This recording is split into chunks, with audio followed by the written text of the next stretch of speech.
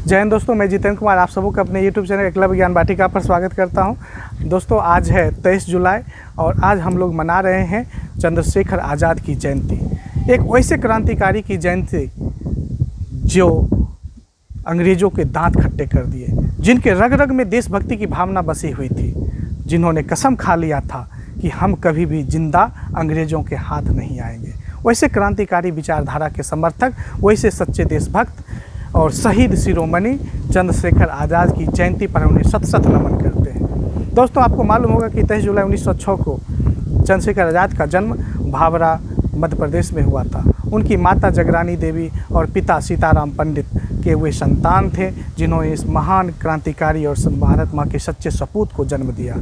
आपको मालूम होगा कि उन्होंने मात्र 24 साल की अल्प आयु में ही उन्होंने देश की आज़ादी के लिए जो प्रयास किया वो अनुकरणीय है, वंदनीय है और सदैव स्मरणीय है।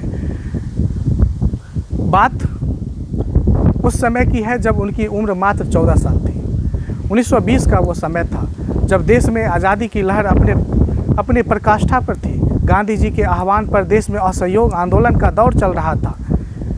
देश के बहुत सारे लोग स्कूल से, कॉलेज से, सरकारी नौकरी से छोड़ कर देश की आज़ादी के लिए असहयोग आंदोलन में अपना सर्वस्व योगदान दे रहे थे, सब कुछ समर्पित कर रहे थे। उसी समय 14 साल का लड़का चंद्रशेखर आज़ाद ने भी यह मन में प्रण लिया कि हमें भी अंग्रेज़ों का दांत खट्टे करना है, हमें भी आज़ादी की लड़ाई में बढ़ चढ़ कर हिस्सा लेना है, और असहयोग आंदोलन में वो भाग लिए। उन्होंने जो काम किया देश की आज़ादी के लिए, आपको मालूम होगा कि इस आंदोलन के दौरान ही उन्हें गिरफ्तार किया गया। पुलिस उन्हें गिरफ्तार कर ली। जब मजिस्ट्रेट के सामने उन्हें पेश किया गया तो एक वाक़या काफ़ी दिल को झकझोरने वाली घटित हुई। जब मजिस्ट्रेट ने पूछा, बताओ तेरा नाम क्या है? उन्होंने कहा आज़ाद। पूछा पिता का नाम? बोला स्वतंत्रता। पूछा घर कहाँ है? बोला जेल। अंग्रेज़ जो मजिस्ट्रेट था इतना चिढ़ गया, बोला इस लड़के को 15 कोड़े की सज़ा दो, इसको 15 कोड़ा मारो। अब क्या हुआ कि हर एक कोड़ा जब उस पर लगता था, जब कोड़ा की एक एक कोड़ा पर उनके मुंह से आवाज़ आती थी, वंदे मातरम, वंदे मातरम, गांधी जी की जय।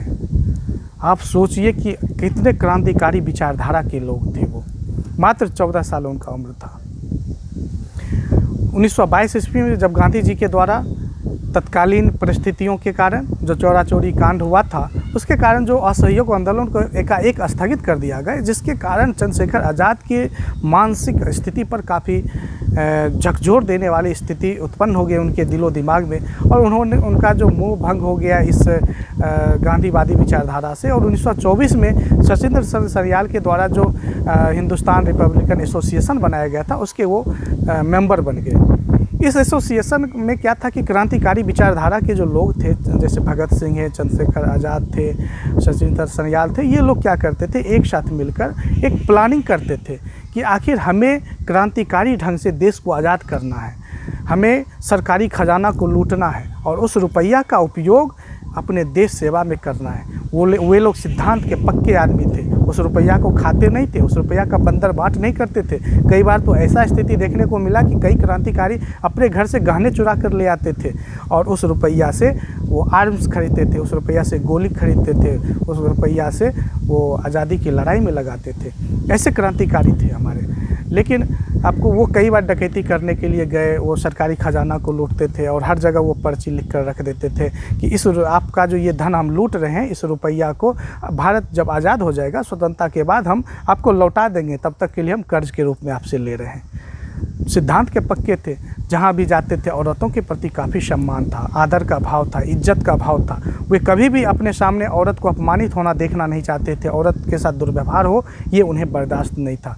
उन पे रिसर्च करने वाले कई शोधकर्ता बताते हैं कि एक बार की बात है कि जब लूटपाट के दौरान एक उनके साथी का जब बुरा नज़र एक औरत पर पड़ा, वो अपने साथी को गोली मार दिए, लेकिन उस औरत को गलत स्थिति में वो नहीं देख सकते थे।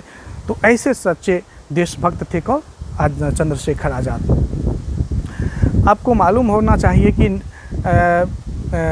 राम प्रसाद बिस्मिल के मन में एक विचार आया था, और सबको लोग मालूम होगा कि काकोरी कांड किया जाए। कि सरकारी खजाना को लूटा जाए। उन्होंने क्या किया कि काकोरी में एक ट्रेन को लूटा और उस लूटने के बाद उस सरकारी खजाना को लूटा तो उस पर केस चला। केस चलने के बाद बहुत सारे उनके साथी पकड़ाए गए, जिसमें ठाकुर रोशन सिंह, अशफाकुल्ला खां, ये लोग थे। तो उन लोग को फांसी की सज़ा हुई, लेकिन चंद्रशेखर आज़ाद बच के निकल गए, अंग्रेज़ के चंगुल में नहीं आए। लेकिन अंग्रेज़ों इतना ज़्यादा इनसे भयभीत हो गया कि इनके ऊपर इनाम घोषित कर दिया कि जो व्यक्ति इनको जिंदा या मुर्दा पकड़ कर देगा उस पर 30,000 रुपया उसको उपहार के रूप में दिया जाएगा, उस पर इनाम दिया जाएगा। लेकिन इन्होंने भी कसम खा लिया था कि मैं दुश्मन से डट कर लड़ूंगा, मैं दुश्मन से डट कर लड़ूंगा, आज़ाद हूँ, आज़ाद रहूँगा। वो कसम खाए थे कि मैं कभी भी जिंदा अंग्रेज़ों के हाथ नहीं आऊँगा। बात 1931 की है, फरवरी 1931 की।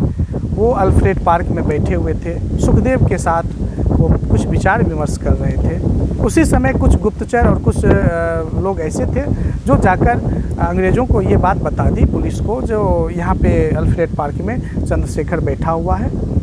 चारों तरफ से एकदम घेर लिया पुलिस ने। अल्फ्रेड पार्क को हम भी गए हैं, एक बार घूमने का मौका मिला है। जिस पेड़ के बगल से वो गोली चला रहे थे उस पेड़ को तो अंग्रेज़ों ने काट दिया, लेकिन वो पेड़ अभी भी है, उसको काला हो गया, काला रंग से पेंट कर दिया गया। उसके बगल में दूसरा पेड़ है। तो वहाँ से वो छुपकर 20 मिनट तक अंग्रेज़ों से मुठभेड़ किया।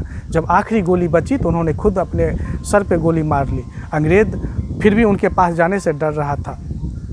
ऐसे क्रांतिकारी विचारधारा के भारत माँ के सच्चे सपूत 1931 में मात्र 24 साल की अल्प आयु में इस देश को, इस मातृभूमि के लिए अपने प्राण को न्यौछावर कर हम लोगों के बीच से चले गए।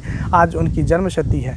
हम लोग जो भी हैं उनसे यह प्रेरणा लें कि भारत माँ की रक्षा के लिए, अपने देश के प्रति वफादारी निभाने के लिए, अपने कर्मभूमि, जन्मभूमि के लिए अपना सर्व कुछ न्यौछावर करके हमेशा वफादार रहना है। देश की आज़ादी में जिन्होंने अपना योगदान दिया है उनके प्रति सम्मान का भाव रखें, उनके प्रति आदर का भाव रखें और उनके जीवन गाथा को देखें, उनकी जीवन से शिक्षा लें, उनके जीवन का अनुकरण करें।